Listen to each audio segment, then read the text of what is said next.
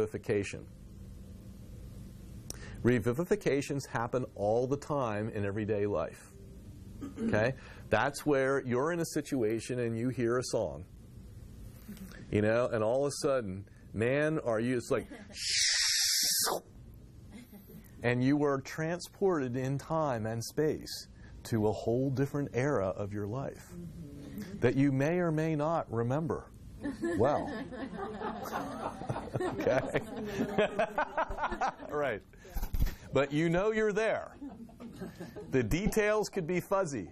Okay? But you do know you're there.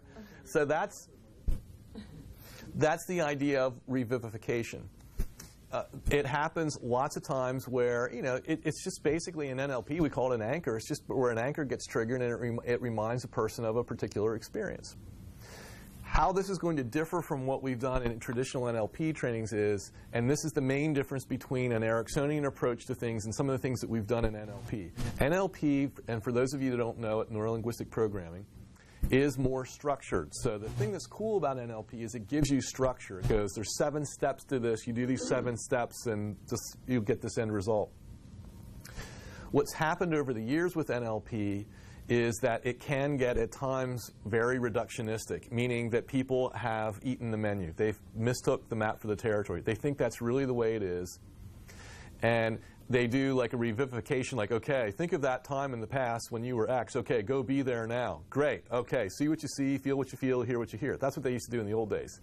It's a little on the utilitarian, you know, sort of robotic kind of style.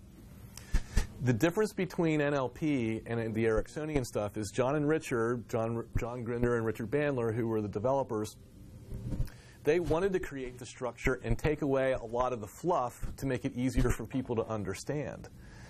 That's great as a starting point, but the problem is it takes, when you take away the so-called fluff, you take away all the artistry and all the elegance that Erikson had.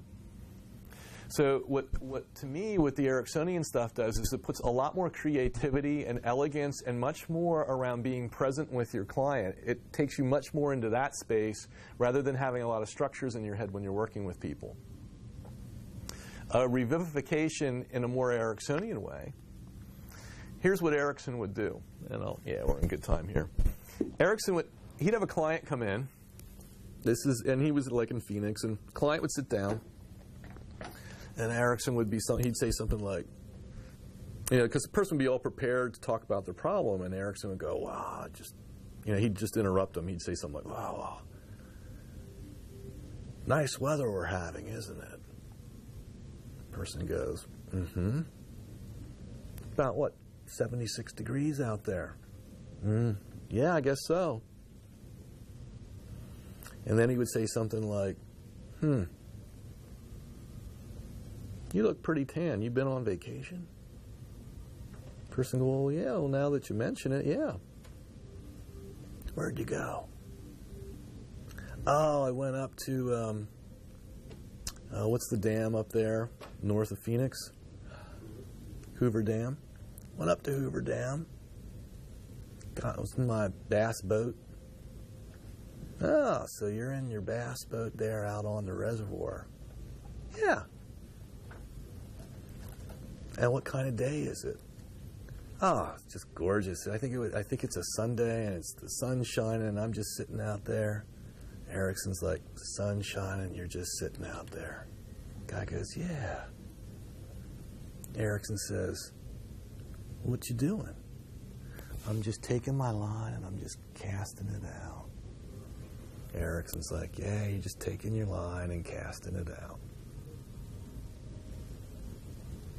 The guy goes, yeah. So what do you do? He says, I'm just watching the bobber. Just waiting for that bobber to go down. Erikson says, that's right. You're just waiting for that bobber to go down, aren't you? The guy goes, yeah. And Erikson said, and what's it feel like to actually just be sitting there watching that bobber, waiting for it to go all the way down? With the sun on your face, and you're out in the boat, and it's just you. And the guy goes, it feels so peaceful. And Erikson says, that's right, so peaceful. What else do you like to do with your time? Well, I don't know. You know, sometimes I like to go for a drive. You like to go for a drive.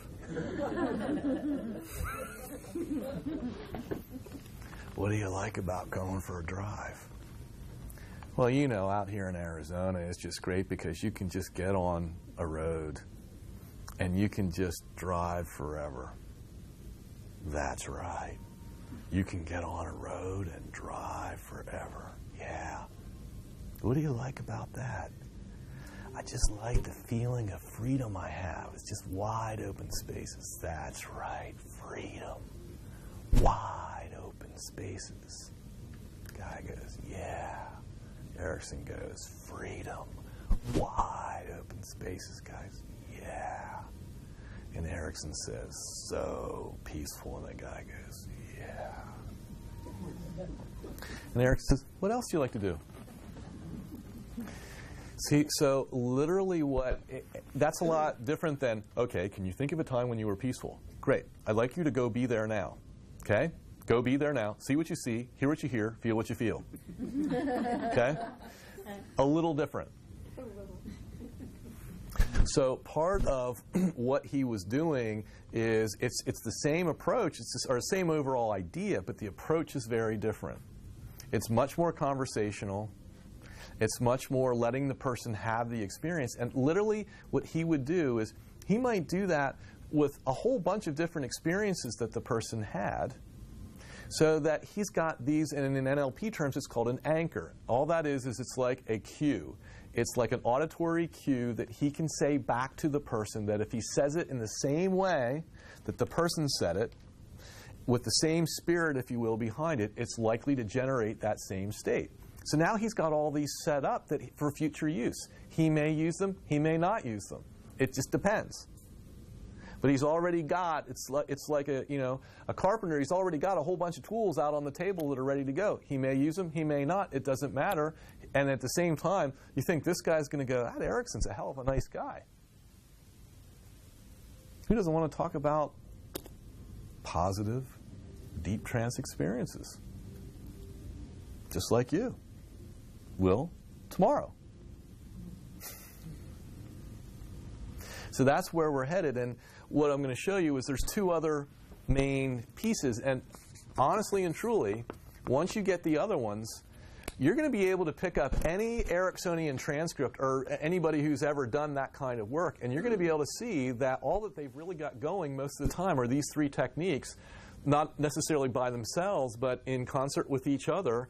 And then it's just a matter of what content do you use, what the client tells you. So that's what you use to sort of fill it up, but you understand what the structure is in terms of what you have to do to create a context where it's going to be easy for them to go into trance. Everybody get the idea?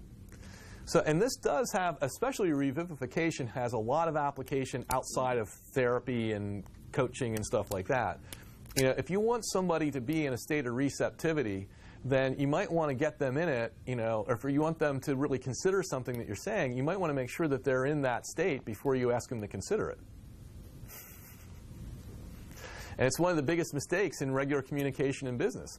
Somebody's making a request to somebody else, and the person who is being asked to do the thing is not even close to the state they need to be in to ever want to do the thing that they're being asked to do.